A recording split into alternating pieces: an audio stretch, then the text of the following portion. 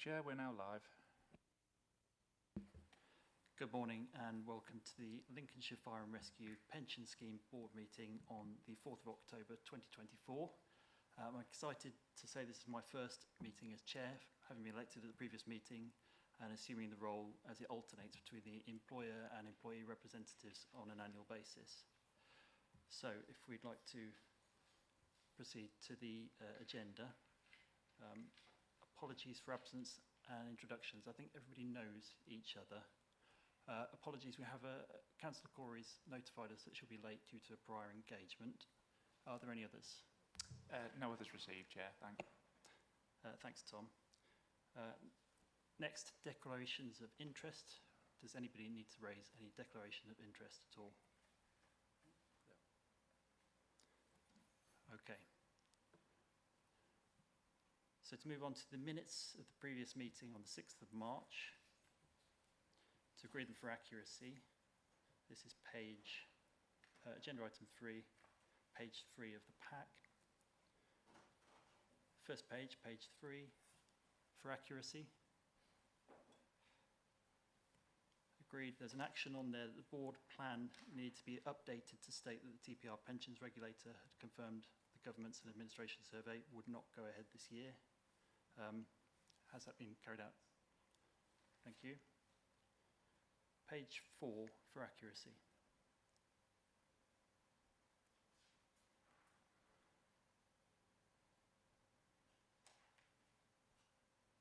Page 5.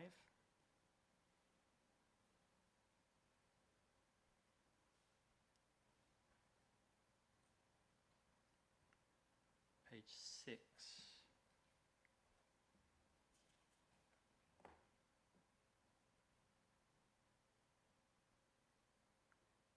Page 7.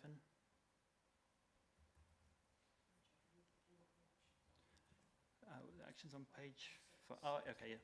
Page 6, actions then. That the LGA training session be booked for members of the board that wish to attend, and that the board plan be updated as follows. So that's 2114 to reschedule for Jan 25, 2116 reference to Serco needed to be removed, and 2116 work was ongoing.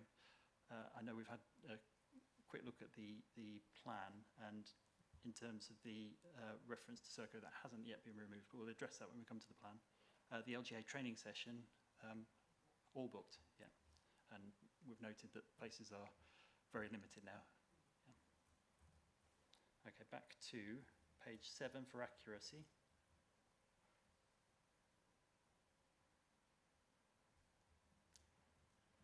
Page 8.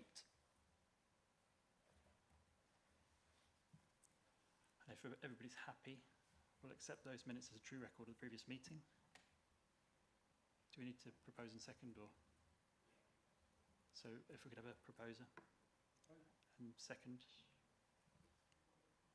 Okay. Yep. Okay, so we'll accept those minutes as an accurate record. And if we can proceed to the next agenda point, which is performance data from West Yorkshire Pension Fund. Yeah, so you've attached the September client report. So you skip through the first few pages, and page 12 is where we're showing the key performance indicator measures for the work that we did in August, and as you can see there everything's 100%, so there's nothing more really that I think I need to say there. You follow everything up by different sets of graphs, what work we've got outstanding still to do, waiting additional information. Then you go down to your web numbers, and who's signed up for the portal. And as you can see, there's a graph underneath, and there's pretty much a small increase each month on month, so that's good. Five's your, part 4 is your membership numbers, so we're just showing you what our system holds. And again, you've got some graphs under there showing different parts, those in different formats. And then part 5 is the administration update. So that was telling you that we hadn't sent the ABS RSS to those members in scope for age discrimination, and we would be reporting that breach to TPR. So the breach was reported to TPR earlier this week, and I will now be sending out a document that shows you what we reported and what we said, so that then you can use that to produce your breach report. Just there was an update on monthly returns, which you don't need to really consider. We had a bit of an update on an audit that we had on new pensions and lump sums from deferred status. And just say that we've got a positive report from the auditor, and there'd been an incorrect recharge on somebody's SAP system, but that had all been that's now been amended. More information there for Matthews and our requirements and what we're sending.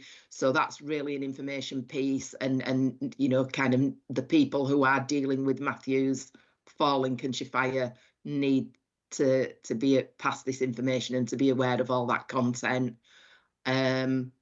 So the National Fraud Initiative, just a quick update there.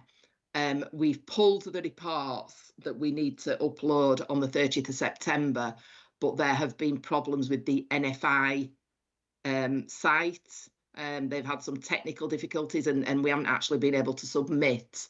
So we're working on that, and they'll be submitted as soon as we are able to.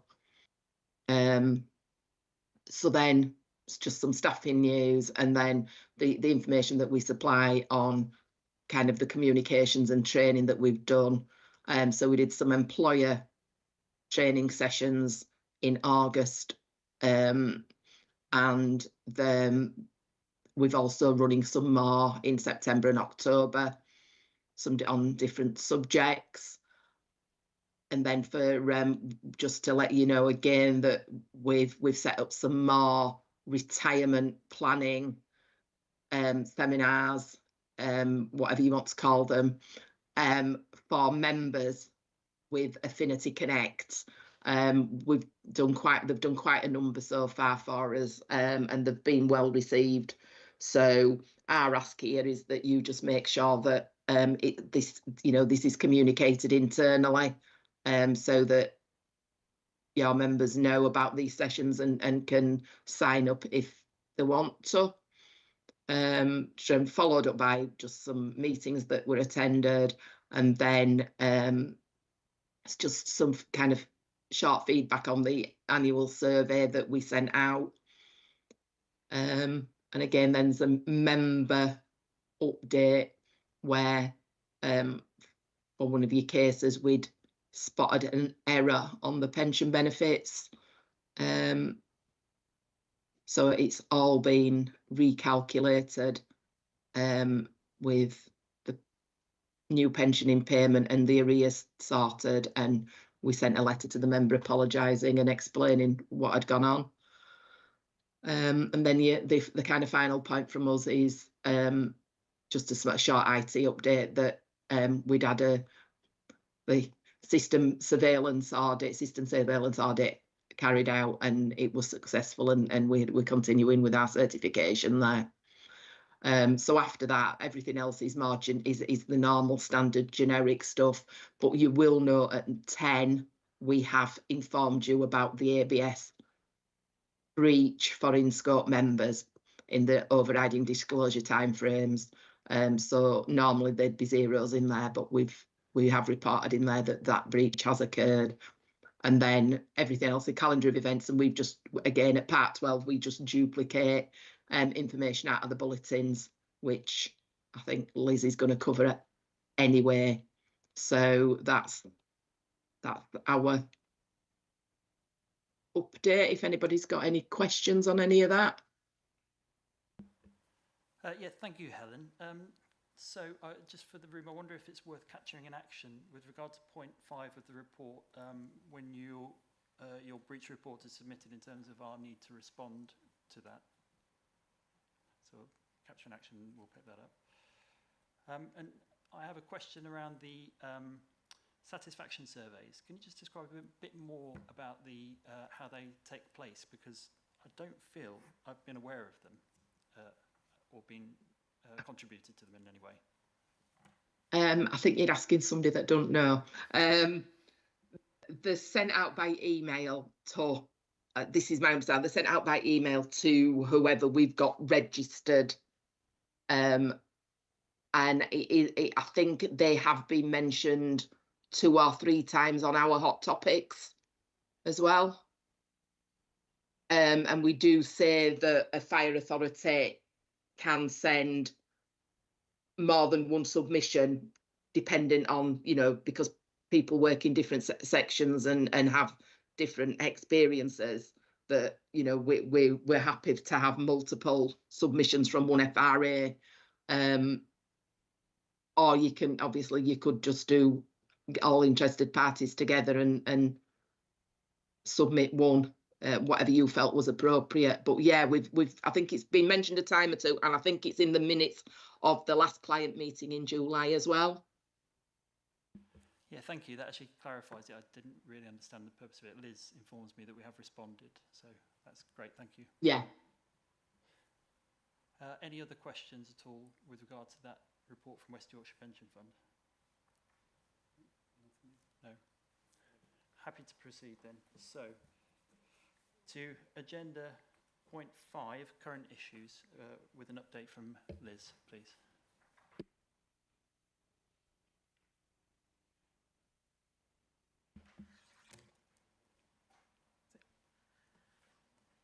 Thank you. If I start with the first item, which was the IDRP cases, I'm pleased to say that we've not had any. As Helen mentioned in her update, we've just heard that there has been one breach that she mentioned, which is the annual benefit statement, remedial service statement.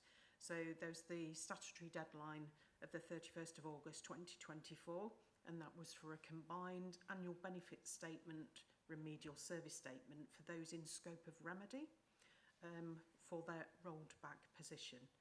And it was mainly due to the delay in the administration system update. So this is what we're talking about, Civica, which is the software. And because of that, it's pushed things back. And as Helen has updated, that West Yorkshire are aiming to produce these statements, and it will be by the 31st of December. Normally, as a board, we look at any breaches to the pensions regulator, and an assessment is made, and normally you would report just material breaches. But in this case, what they've said is, even if it wasn't material, we had to report it. And then not only does the West Yorkshire have to report it, we do as the Lincolnshire Fire and Rescue as well. So as Helen mentioned, she's going to send the information over to us, and then I'll just put that in train. Next one is the Sergeant McLeod age discrimination remedy. So we've got 473 individuals who are in scope of Sergeant, and of these, 184 are also in scope of the Matthews second options exercise. Since the introduction of the legislation on the 1st of October 2023, we've dealt with 15 retirement notifications. 12 of those have chosen legacy scheme benefits and 3 are in process. Going on to the Matthews second options exercise, letters and expressions of interest forms were sent to all 710 individuals who are in scope of the exercise. 341 have indicated they wish to receive costs of the buyback. 21 individuals have indicated they don't wish to receive costs of buyback. We are still awaiting responses from 348 individuals, despite several reminders. As well as utilising the tracing service, which we used at cost to Fire and Rescue to track down unknown addresses, and we didn't just do the basic trace, it was the enhanced trace as well. And also it was the mortality trace in case people had died. We've also utilised various ways of engaging with individuals, including the assistance of the FBU and the FRSA, and also former colleagues' forums. We did actually recently write to everybody who had indicated they wished to receive costs of buyback, to say that we'd be sending these out in line with the LGA priority order that has been published, and that would commence these in due course. So that's it from my section, unless you've got any questions you want to ask me. Thank you, Liz. Just a couple of questions from the point of view of the employee representative. So with regard to the breach, we understand the delay is due to this complications with the Civica software, and the language that's been used is aiming to produce the reports. As an employee representative, I want to get a general sense of how concerned to be about this. So I think, Helen, is it best for you to pick that up? Because obviously that's West Yorkshire's intention of aiming by the 31st of December. Yeah, and I think that is all we can really give in terms of reassurance, because we've still got some deliveries that need to be received and tested and go into live. The actual ABS RSS calculation itself needs testing. So, and we still need to get all the data uploaded and all pension records into the rollback position. So it's we just don't know what we're going to encounter as we go through that process. And you know, if everything is smooth and everything works as we're expecting, and we don't have to report any issues, then December is very much achievable.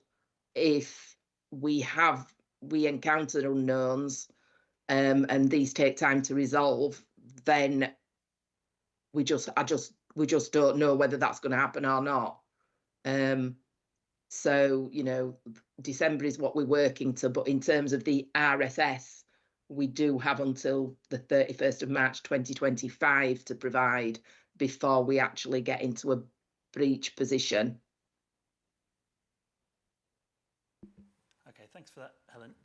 I think it's clear that this will be something to revisit at the next meeting, and we'll have more clarity at that point. Back to Liz, your report. So with regard to the second options, I was surprised at the number of people who reported that they didn't want the calculations. Was that a surprise to you as well? Because I can't see why a member wouldn't opt to take the calculations. It is, but then and we are going to back to individuals as well, just to almost like give them the cost and say, I know you said you didn't want this information, but here's the information just in case you wish to reconsider. So that's the approach that's actually being taken across other FRAs, so we'll be doing that. You just don't know people's individual circumstances as to why they decide they don't want to take up their option. Sometimes I've been fielding telephone calls from some of the members, and things that they've said are, I've already got a pension and I don't want another one. You know, all we can say is give them the information, but ultimately it's their decision. Yeah, absolutely. Information is the key, and I think understanding is important. And I have a number of conversations as well, and I often find people aren't aware of the LGA bulletins that are available. Do we think that everything has been done that we can do to make sure they're present in everyone's mind when they're making these decisions? Yes, we do book things regularly in the weekly bulletin as well. And it's things like all the FAQs, all the members' podcasts, all those kinds of information that's being out there and developed. Unless there's anything else the board think we could do, but at the moment that's what we are doing. Yeah, thank you. And still on the second options exercise, I think as an employee representative, my question would be whether enough has been done to trace those members that need to be offered the options. And I think given the number of different methods that you've cited, I think I'm quite happy as an employee that these steps have been taken within all reasonable measures, and I suppose I thank you for the efforts.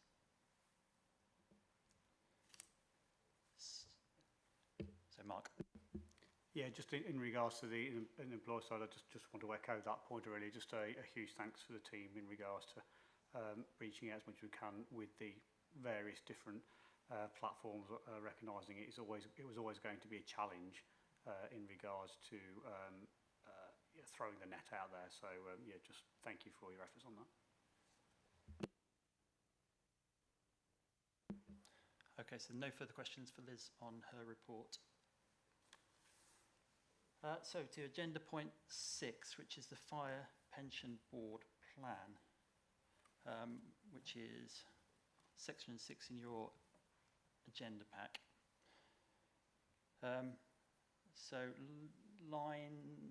Starting with line 2116, annual benefit statements have been covered with regard to the West Yorkshire report. So work is still ongoing, so that will be left open. Oh, they will be done, right. That's the normal statements. Okay, so that is complete then. Line 2116 can be greyed out, yeah? 2117, the TPR Public Service Governance and Administration Survey next year, so that's to remain in the plan. 2118, pensions auto-enrolment, next year again, so we'll leave that as it is. And the year-end return to the Home Office, 2119, work commenced at the last point. Sorry, I've got an outdated item 6, which was next year. Oh yeah, that won't be done until April. Okay, so that's to remain in the plan then as a live item. Is there anything else for addition to this action log? No. So, other than just completing the annual benefit statements, the action log stays as it is. So, the next item in the plan is the training records. So, Liz, what's your opinion on the training records? We're relatively well up to date, would you agree? Yes, and what I will do is I'll add on the additional LGA training that yourself and Naomi are attending as well, which I think is next year now, isn't it? Yeah. It is next year, yeah. We've I'll had add our those on. invitations for that, so that's great. So, to the risk register.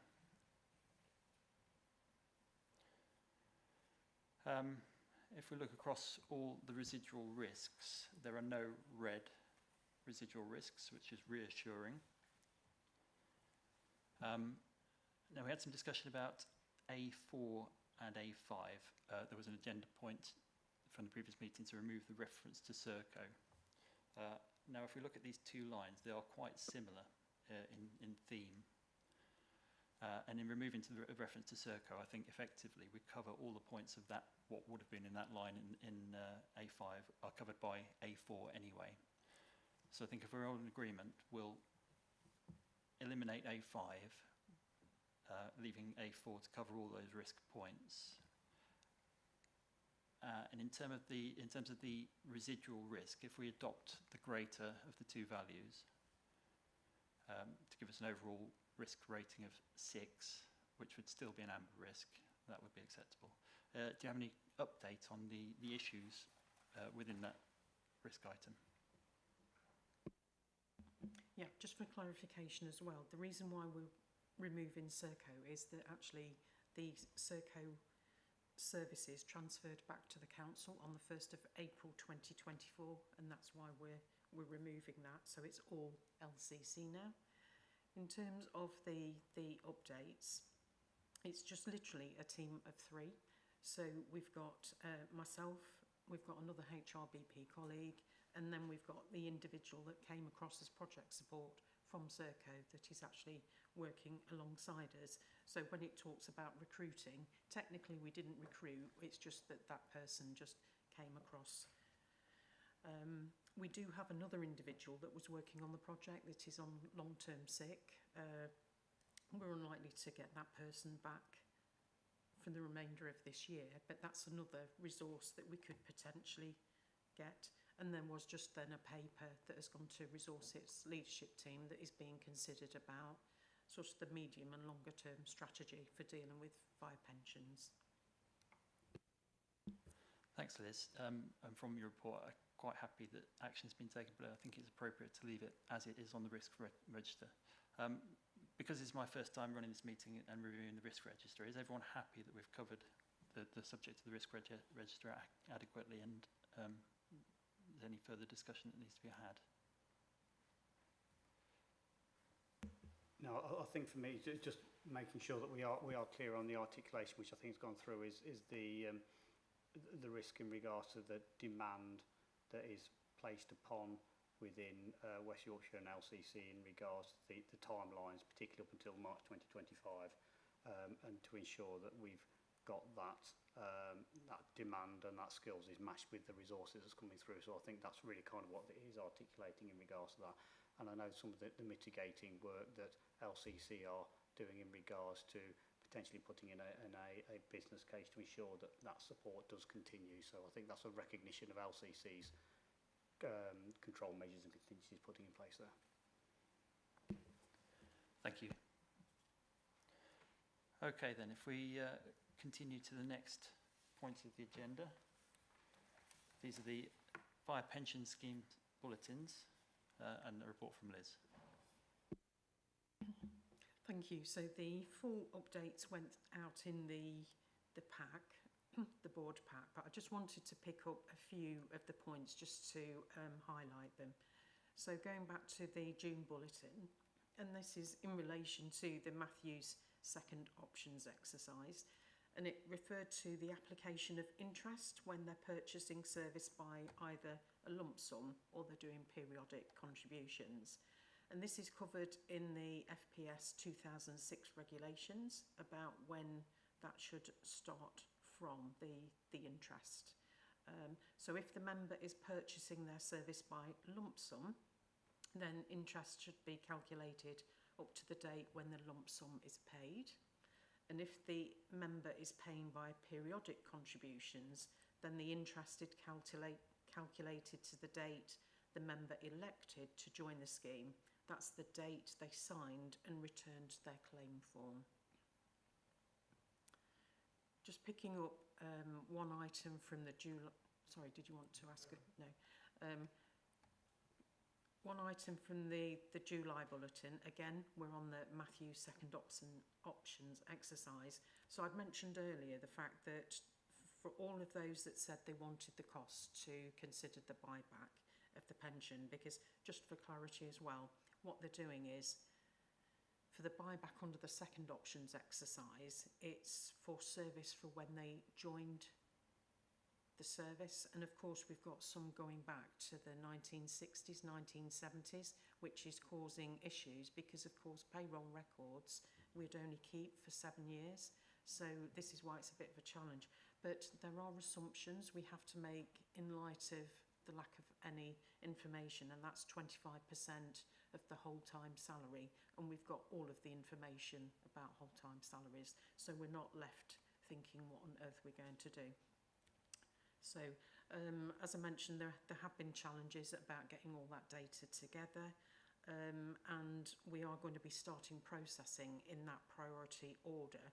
And as I mentioned, the letter that went out to all of those that said they wanted to buy back, we've actually given them that priority order in the letter and then actually said what priority order they're in. It's 1, 2 or 3. The priority order, it was about where's the most impact, and they're in priority 1. So even the bulk that were in priority 3, it wasn't that they were put into the bottom of the pile, it was just about their potential impact, and that's why that priority order was put together by the LGA. Going on to the August bulletin, switching now to the Sergeant Age Discrimination Remedy. And this is in relation to the Treasury directions on tax relief on contributions to active members.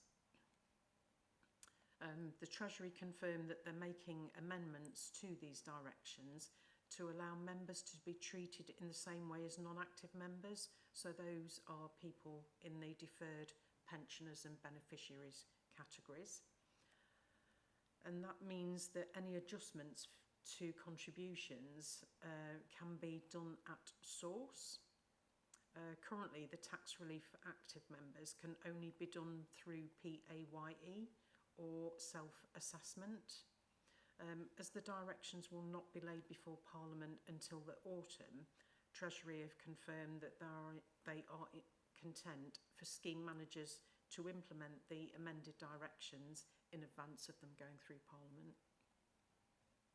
This change actually only affects FPS 1992 and 2006 special members. It doesn't affect standard FPS 2006 members who are due a compensation payment. Sorry, just making sense of my own notes here. That'll teach me to read it in advance, and I did, but I just got slightly caught out, so you're going to have to bear with me a moment. So they get a contribution compensation payment because they're unaffected. So it's just they're dealt with slightly differently, but that's going to be equalised. We did actually put the fact sheet on this in the weekly bulletin as well. And then my only final update from that bulletin is to confirm again about the Pensions Regulator General Code. There used to be a number, there was about 10 different codes, and what they've done is they've amalgamated them all into one code. And the reason for that is just they have one set of clear and consistent expectations on scheme governance and administration. So that was just the ones I wanted to pick up and highlight. Thank you, unless you've got any questions. Yeah, thanks, Liz. Anybody, any questions? No. I've just got one quick question, actually. And it's around these difference in contributions. And I think you're right in saying that the fact sheet is very useful, and that's been put about, and I pass that on to anyone I speak to. But the big question I get generally from people, and the one I can't answer, is a ballpark figure of what the difference in contributions is going to amount to, so people can start to make financial plans for those. Is there any sense of a timescale for when we will receive an understanding of the amount? Sorry, is this in relation to the Matthew second options exercise and the buyback, or have I misunderstood? No, the Sergeant. Difference in contributions between the 92 and the 2015 scheme.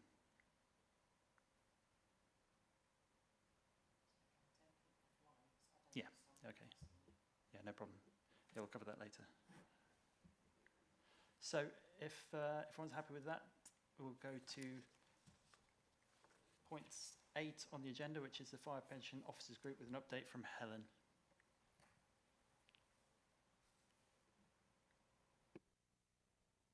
Oh, you're muted, Helen. Helen, do you want me to start off with this one, and then if you think I've missed anything out, Yeah. this is in relation to North East Region Fire Pensions Officer Group. Just rolls off the tongue, that one, doesn't it? It does. Why I quite like NERVPOG myself, although nobody else knows what we're on about, but it doesn't matter. That meeting took place on the 24th of July.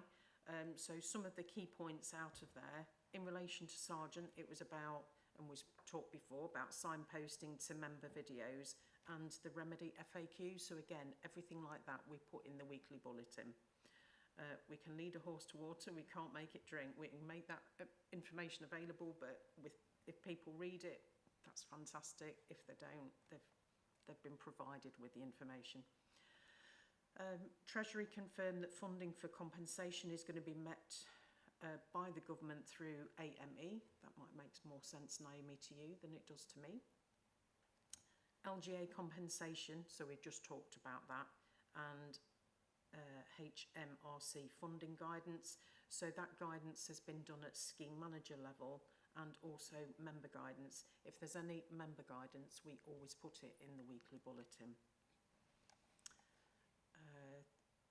So we've talked a bit today about statutory deadlines, because when we mentioned about the ABS RSS and the fact that that was our one breach, there's a number of statutory deadlines and they were all published in a fact sheet. And again, I've just given you the hyperlink for that fact sheet. And then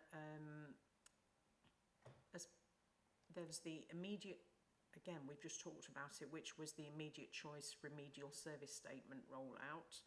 We had that update and we've talked about that earlier today. And then the final one was a divorce member fact sheet. And again, we published that on the weekly bulletin. Switching over to Matthews. So we're looking at forecasting for the year 24-25, and I know strategic finance have been involved in that as well, and we do liaise with each other outside of these meetings. The LGA looking at the process to refer stockpiled cases to the Government Actuaries Department. And then regulations amendments are currently on hold, which will include deceased members, conversion for deferred members and opt-out cases. So this is still in relation to Matthews, yep. And then what's being worked on currently is guidance on interaction between Matthews and Sargent. Something I've mentioned, and in fact I've sent emails to the relevant stakeholders, it's quite a few months ago. This is about member contributions in the fire pension scheme. These are the ones that are going to have to be changed by April 2025. So the emails, in fact, Bill, what I will do is forward that email on to you, member contributions, because it was about initial thoughts on those. But at the moment, there's no further change on that. That was due to the change in government, so that had put a slight hold on it. And then the last bit was the LGA Ill Health Coffee Morning. That did go ahead on the 20th of August, and there is going to be a face-to-face meeting next year, which key members of my team will actually be attending when the date's available. But the LGA behind the scenes are also working on 3 documents, which is the Ill Health Member Guidance, the Injury Member Guidance and the IQ MP Guidance. So that was the key points. Helen, unless you think I've missed anything out there. No, I don't think so, but just to say in terms of the contribution banding review, the consultation for that is likely to be out fairly shortly.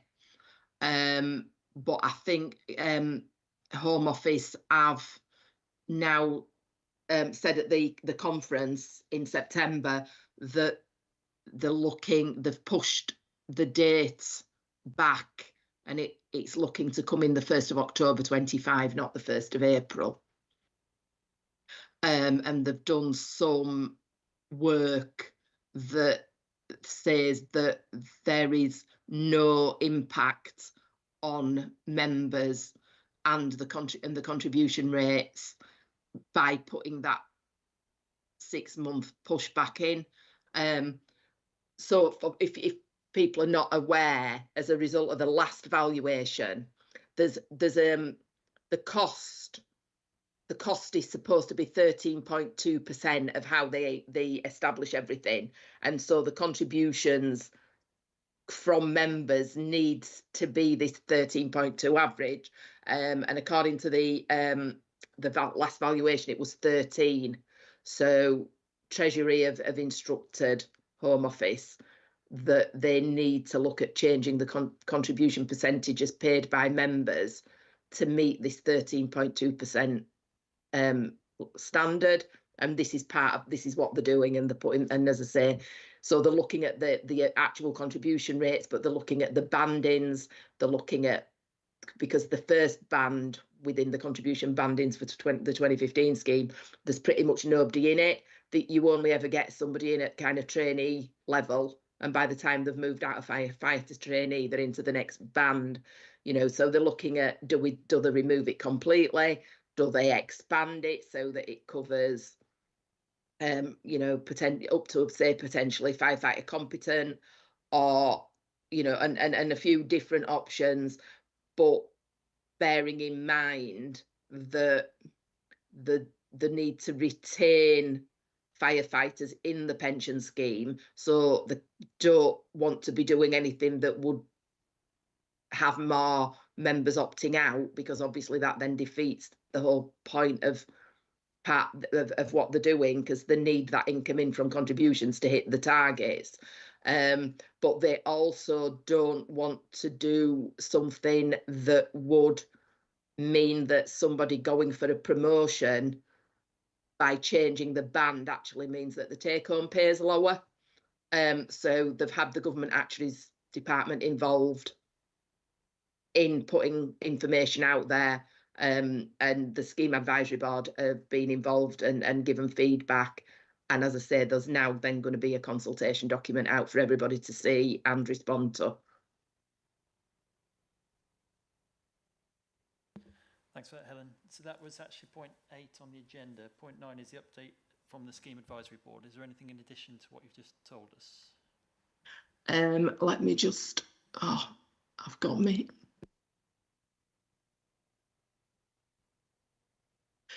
Yeah, so the last Scheme Advisory Board meeting was the 12th of September. So the main information we had was, we had the update from the Home Office, and they just covered the employee contribution rates we've just discussed.